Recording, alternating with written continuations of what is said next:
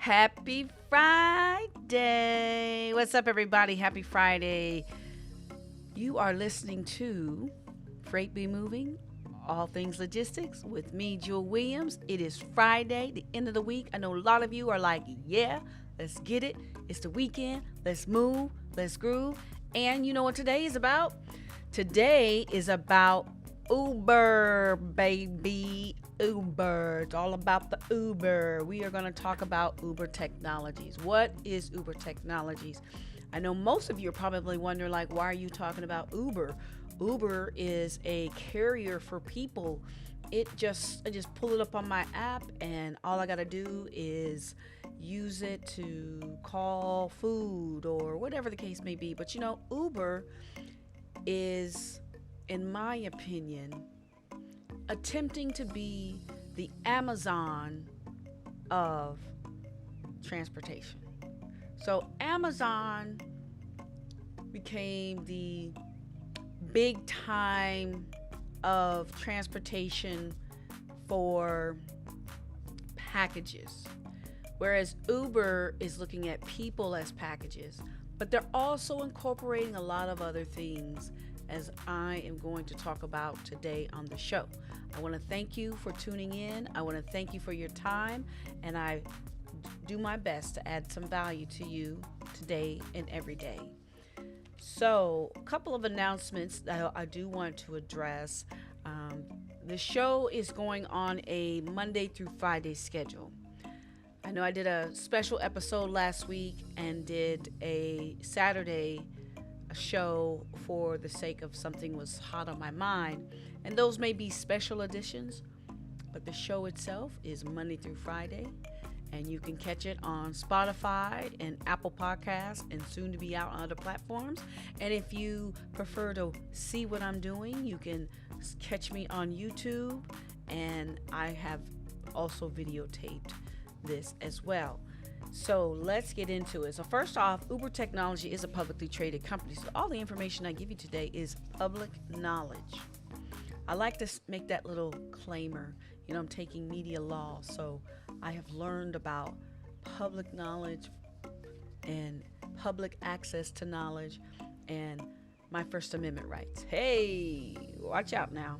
Okay, so Uber Technologies is trading, and currently, at this moment, the price is $29.23 per share, with a volume of over 4 million shares. Average daily volume is like 27 million, and the price has fluctuated between $28.94 up to $29.72. All right, so the 52-week range was $19.89. That was the lowest it has been in the last 52 weeks, and the highest in the last 52 weeks at $48. So today only, you could probably get a special. Today and today only. So now, who is Uber? Well, Uber is a ride-sharing platform. Entered the market not too long ago, and recently, in 2021, Uber bought a company under the name of Transplace, and the purpose of that purchase was to enter into the freight transportation market in addition to its ride-sharing market. And there are some benefits, obviously, to a lot of shippers. However, it is changing how we do business in the transportation and logistics. Now, this week I've been talking about technologies, as we have addressed Project 44. I've talked about Shipio, I talked about Flexport, XPO, CH Robinson. All of these organizations have one thing specifically in common. They are publicly traded organizations. And publicly traded organizations have deep pockets. Nothing wrong with that. And that's just something that is relevant to the conversation. And I want to read you something. Um, I don't know if any of you you've ever read the book The Art of War, but this comes from the book The Art of War by Sun Tzu.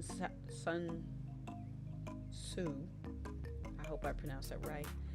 But the quote is, "If you know your enemy and yourself, you need not fear the result of 100 battles. If you know yourself, but not your enemy, for every victory gained, you will also suffer a defeat. If you know neither the enemy nor yourself, you will succumb in every battle." You have to know your competition. In this case, is the enemy, your competition. And I don't mean that in a negative way. We're in a capitalistic world, and so it is important to understand your competition. What are they doing? How are they advancing? What is going on in their environment? And I believe that's one of the reasons the Securities and Exchange Commission offers information on their website about companies, because they're publicly traded, meaning owned by the public. I own several companies in their stocks. I do not own Uber. And a matter of fact, I don't own any of the companies I talked about this week. So, but the information is public knowledge because it is owned by the public. It's a publicly traded company. And it is in the best interest of any business owner to identify who is in their market space, who is also purchasing and selling to the overall market in the space in which they operate in, because that is how you can gauge your pricing, your profit and losses, and make the plans for growth. Someone told me several years ago, and it wasn't like it was new knowledge, but it was just the way they put it in context. Businesses do two things. They either grow or they shrink. You don't stay in the middle. You're either going to grow or you're going to shrink. And we all want to grow. And with growth comes innovation. Innovation, evolution, all those things are necessary for growth. As I said earlier this week, change is inevitable. It is inevitable. The space, science says the universe has been expanding ever since. Expanding. That means it's constantly growing. Constantly growing. So let's get into this, all right? Let's get into this. I don't know. Let me check something. Just a moment, please. All right. So let's get into this. Let's get into this. Let's get into this. I think I got my pages all mixed up. Yeah. Okay. So I pulled this information from the Securities and Exchange Commission, and it is Uber's 10Q filing or 10KQ filing, I believe it is. Let me see. I don't want to misstate anything. I want to make sure that I am clearly. It's the 10K form, annual report, and that's what I am reading this from. Okay, so let's get into this. So first off, Uber Technologies Inc. is a technology platform that uses a massive network, leading technology, operational excellence, and product expertise to power movement from point A to point B. I'm going to skip over some stuff, but the key point I want to make down at the bottom is we use this same network, technology, operational excellence, and product expertise to connect shippers with carriers in the freight industry. Now, currently, most brokers do that connection by making a phone call to the shipper, acquiring the data that they need from the shipper, and then inputting that data, then putting that information also up on what is called a load board for carriers. Or Uber Technologies, as you will hear, does all that electronically. Their technology is available in 72 countries. And they state here that as of December 31st, 2021, we had 3 operating and reportable segments: mobility, delivery, and freight, mobility, delivery, and freight platform offerings. And it says here each address large fragmented markets. So they identified the problem. The problem was a fragmented market. And so they came in and offered a solution to a fragmented market. Now, mobility and delivery, I'm not going to address those 2 segments. The main segment that I'm going to address today is freight. And as it says here, we believe that freight is revolutionizing the logistics industry. Freight leverages our proprietary technology, brand awareness, and experience, revolutionizing industries to connect carriers with shippers on our platform, and gives carriers upfront, transparent pricing and the ability to book a shipment. The freight industry is highly fragmented and deeply inefficient. It can take several hours, sometimes days, for shippers to find a truck and driver for shipments, with most of the process conducted over the phone or by fax. Procurement is highly fragmented, with traditional players relying on local or regional offices to book shipments. It is equally difficult for carriers to find and book the shipments that work for their businesses, spending hours on the phone negotiating pricing and terms. These inefficiencies adversely impact both shippers and carriers and contribute to the number of non-revenue or deadhead miles. So problems, carriers having to spend a lot of time looking for freight. Problem, shippers having a hard time looking for carriers. Now there's many brokers. From when I look at things, you got your top brokers, and yet they still are having a challenge trying to find carriers. Now, a lot of that is due to the fact that there is not a large, there has been a large decrease in the number of carriers in the market, and now there is even more decline due to spot rate pricing in the last 3 months from what I've observed in the market. So with this information, it's leaving a huge gap to fill for any problem solver to come in. So loss of time is also loss of money.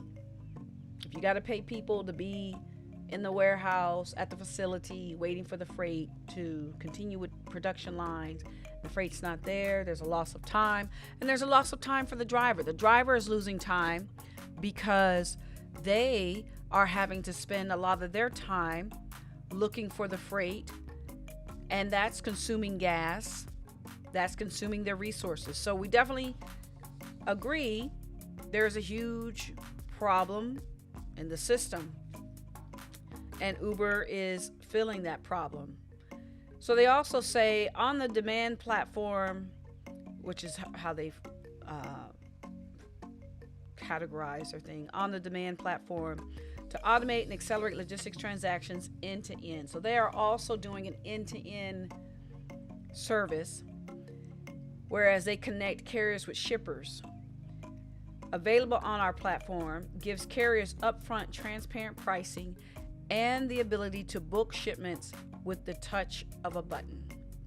We serve shippers ranging from small and medium-sized businesses to global enterprises by enabling them to create and tender shipments with a few clicks, secure capacity, on demand with upfront pricing, and track those shipments in real time from pickup to delivery. Keywords with a few clicks. I was talking about this earlier this week. Customers and people in general are now they want the same luxuries in their work environment that they have at home. Amazon made it so easy. You want something, you click, you tap.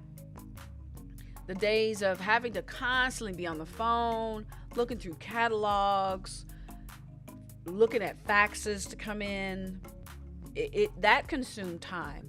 But having that self-service, having that opportunity to just be self-serving. I want it. I don't have to pick up the phone. I can just do all this and in my own quiet, tap, look, and there it is. I find what I need. Okay, I can evaluate it. I can throw it over here onto a spreadsheet, calculate some numbers real quick. I can get that information to my boss quick. We all want it fast, now. And that is what Uber is offering. So that is why they are a huge opponent. I'm not going to say a threat, because I believe that anybody can come up against Uber with the right tools and the right money.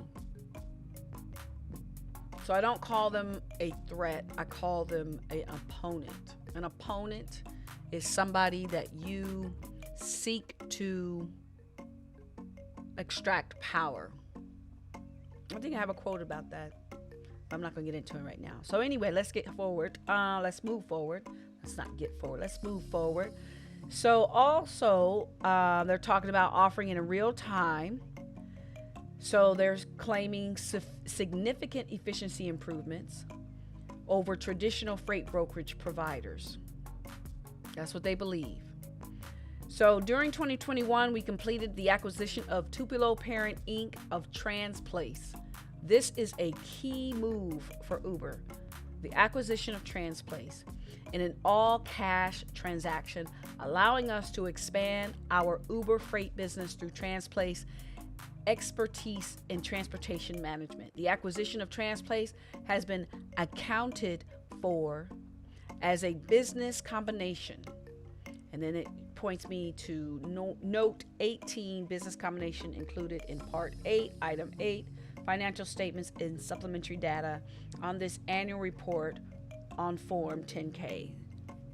So down here below, I highlighted, we are also utilizing our data and scale to offer marketplace-centric advertising to connect merchants and brands with our platform network and unlocking cross-platform advertising formats. During the fourth quarter of 2021, active advertising merchants grew to over 170,000. So there is an additional source of income coming into Uber because they have user data information. And just think of the possibilities. Just think of the possibilities. 170,000 active advertising merchants. And what do they have access to? They know that individual consumers are using the platform, both to acquire what they call mobility services and delivery services and freight services.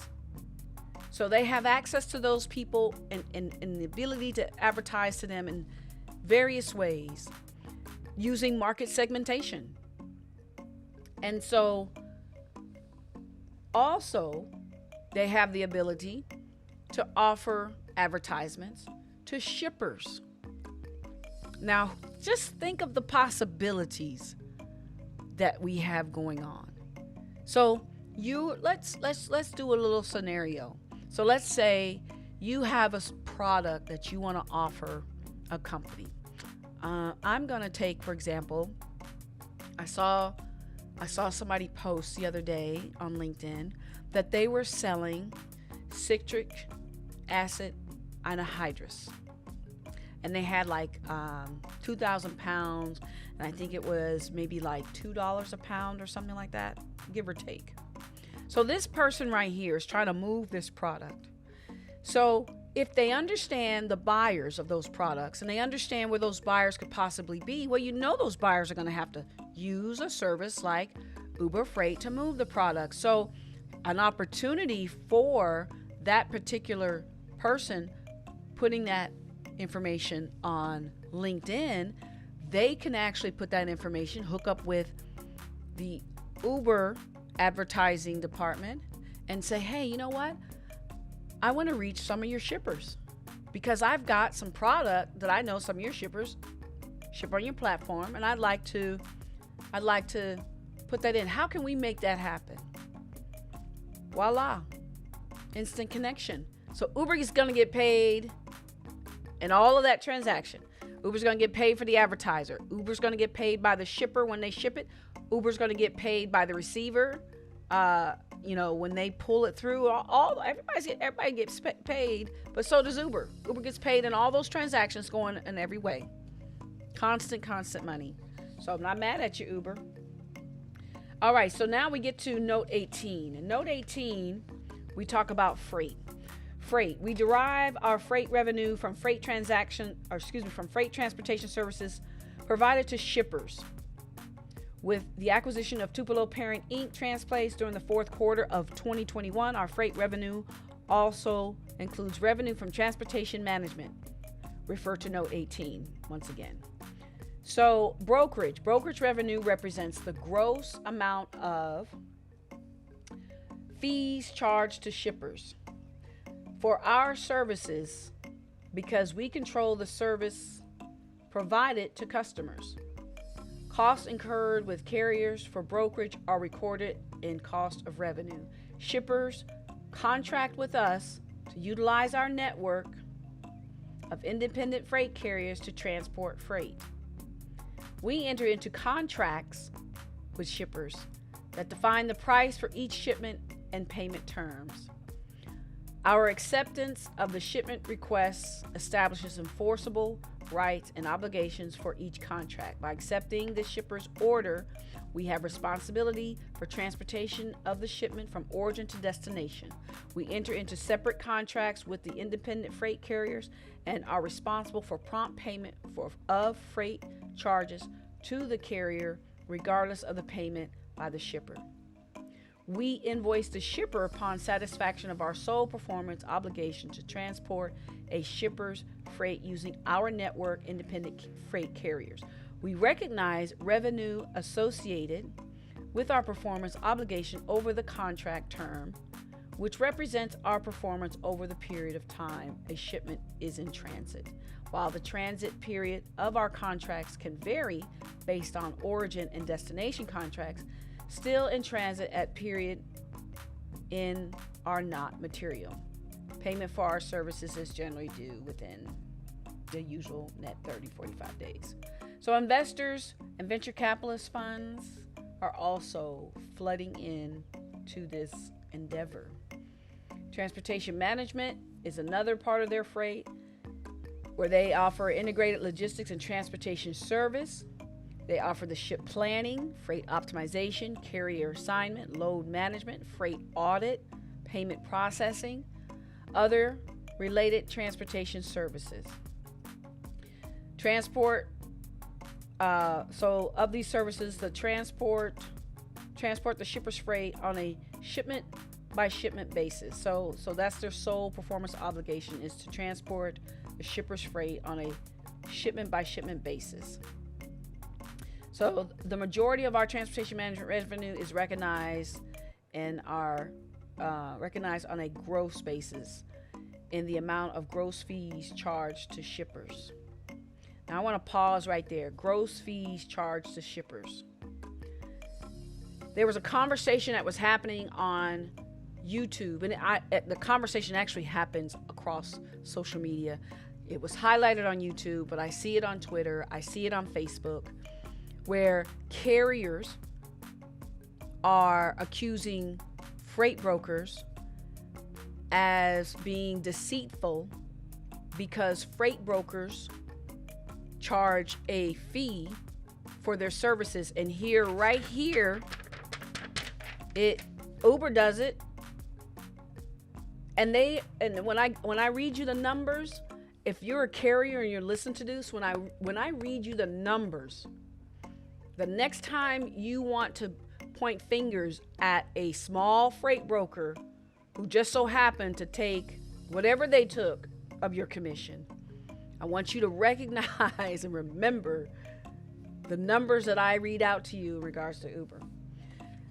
Trust me, you're pointing in the wrong direction. A lot of you are misinformed about what happens in these transactions and how brokers make money. And there are a lot of fees that are passed between A and B.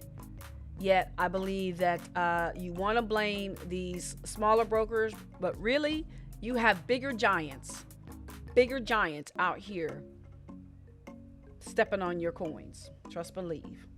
All right. So with that, costs incurred with carriers for these transactions are recorded in cost of revenue. Revenue is recognized as our performance obligation is satisfied with which generally represents the transit period from origin to destination by a third-party carrier. Payment for our services, is within 30 to 60 days. So transportation management is their second way of making revenue in brokerage. And they have a discussion here about the principal agent versus things that they have to consider. It really has no true bearing. Transplace. On July 21st, 2021, we entered into a stock purchase agreement to acquire 100% ownership interest in Transplace, a leading transportation management and third-party logistics provider in North America. On November 12th, 2021, coming up on their 1-year anniversary, we completed the acquisition on Transplace, an all-cash transaction, allowing us to expand our Uber freight business through Transplace's expertise in transportation management. The acquisition of Transplace has been accounted for as a business combination. So some of the numbers that they run off, it looks here, net assets acquired, fair value was in the millions at 2.279. So that's what they acquired in the millions. I am just reading the information. I don't make this up. Also some fair market value, consumer relationships was 530 million. So they got quite a bit of chunk of change out of this right here. So some of the numbers I want to read to you in regards to the segment results of operation that they released in the freight end. Year end, December 31st, 2020 was 1.11 million. And that was in 2020. In 2021, revenue was 2.132 billion. An increase of 111%. So that right there, dear carriers, just saying, I just had a moment of silence because I need you to let that absorb in, carriers. Also, they show here their freight year end, their net after EBITDA. EBITDA is once you take out earnings and all this other stuff. It's a GAAP term. I'm not going to get into it. But anyway, they had a 43% increase net. And down below it says freight segment. For the year ended December 31st, 2021, compared to the same period in 2020, freight revenue increased 1.1 billion, or 111%. Now I said million because that's what they said on the thing, but they're here. They wrote revenue increased 1.1 billion with a B. Billion. That's 111%. And freight adjusted EBITDA loss improved 97 million, 43%. It wasn't necessarily a loss, now was it? Freight revenue increased primarily attributable to the acquisition of Transplace in the fourth quarter 2021. Additionally, the increase in freight revenue is also driven by the growth in the number of shippers and carriers on the network. Growth in the number of shippers on the network, combined with an increase in volumes with our top shipper. Increase in volumes of our top shippers. Freight adjusted EBITDA loss improved primarily attributed to 135 million improvements in gross profits as a result of increased load margins. And then they talk about gross bookings. Gross bookings are indication of the scale of our current platform. It is also what attributes to their freight revenue. Shows here quarter 1 2020 198, jumps to 212 in the second quarter, 290 in the third quarter, 313 in the fourth quarter. Then in 2021, 302, it was a drop. However, they recouped in second quarter with 348. Then they improved some more in the third quarter to 402. And then they jumped 1,082. So that's like 1.2. We'll say 1.2 million. That's like astronomical. I just, So their take rate is defined as revenue as a percentage of gross bookings. Take rate is defined as revenue as a percentage of gross bookings. So, in a nutshell, not only is Uber taking and revamping, reconstructing what is and has been known as traditional freight brokerage and the interactions between shipper and freight broker and carrier, they have built a platform or bought a platform that somebody else built, pushed a whole lot of money into it, and then they just offered it up to customers on the web. And I know of customers, I know of shippers here in my backyard of Georgia who are using Transplace. And when I spoke to them, they said, oh yeah. And they said the reason that they went to Transplace was because, and at that time, I don't think they realized that Transplace and Uber were one and the same.